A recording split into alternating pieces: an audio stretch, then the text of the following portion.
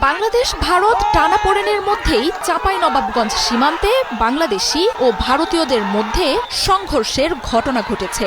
শনিবার চাঁপাইনবাবগঞ্জের কিরণগঞ্জ সীমান্তে ভারতীয় ও বাংলাদেশিদের মধ্যে এই সংঘর্ষের ঘটনা ঘটে। বেলা 11টার দিকে এই ঘটনা ঘটে বলে জানাচ্ছে স্থানীয়রা।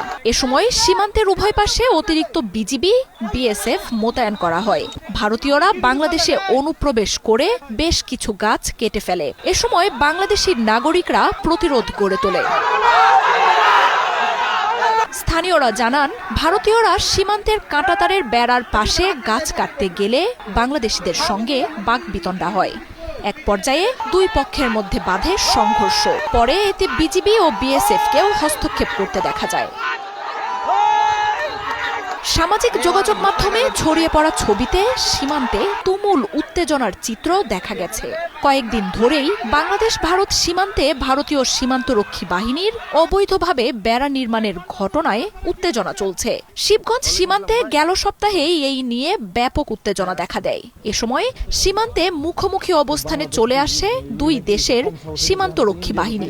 পরে বিজিবি ও বিএসএফ এর সাথে সীমান্তে অবস্থান নেন দুই দেশের স্থানীয়রাও। উত্তেজনার এক পর্যায়ে পতাকা বৈঠকে বসে দুই বাহিনী। তবে সংকট না কাটায় সীমান্তে অতিরিক্ত বিজিবি মোতায়েন করা হয়।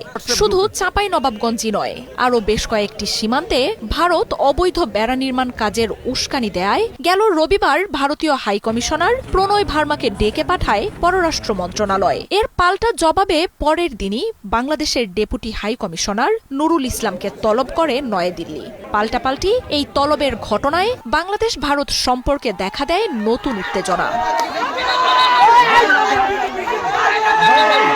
ভারতের রাষ্ট্রদূতের সাথে বৈঠকে সীমান্তে বিএসএফ এর উস্কানিমূলক কর্মকাণ্ডের বিষয়ে উদ্বেগ জানানো হয়। বারবার অঙ্গীকার দিয়েও ভারত সীমান্ত হত্যা অব্যাহত রাখায় জানানো হয় অসন্তোষ। সীমান্তে উত্তেজনা বাড়ে এমন কোনো উস্কানি না দিতে দিল্লিকে পরামর্শ দেয়া হয়। পররাষ্ট্র মন্ত্রণালয় থেকে বের হয়ে ভারতীয় হাইকমিশনার জানান, সীমান্ত নিরাপত্তা ও বেড়া নিয়ে দুই দেশের ভালো বোঝাপড়া রয়েছে। এছাড়াও সীমান্তে অপরাধ, মানব পাচার এবং চোরাচালান বন্ধে ভারতের পক্ষ থেকে বেড়া নির্মাণ কাজ হাতে নিয়েছে বলে তুলে ধরেন প্রণয় ভার্মা।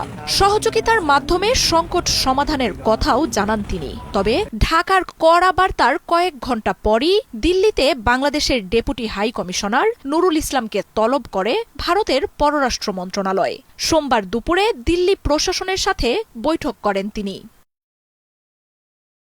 বাংলাদেশের সাথে ভারতের রয়েছে 4096 কিলোমিটারের দীর্ঘ এক সীমান্ত।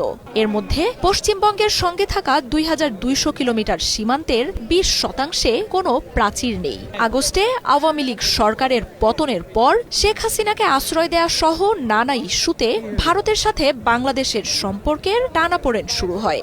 সংখ্যালঘু ইস্যু সহ দেশটির গণমাধ্যম ও রাজনীতিবিদদের বাংলাদেশ নিয়ে নানা ধরনের উস্কানিমূলক বক্তব্যে দুই দেশের সম্পর্ক তলানিতে নিয়ে যায়।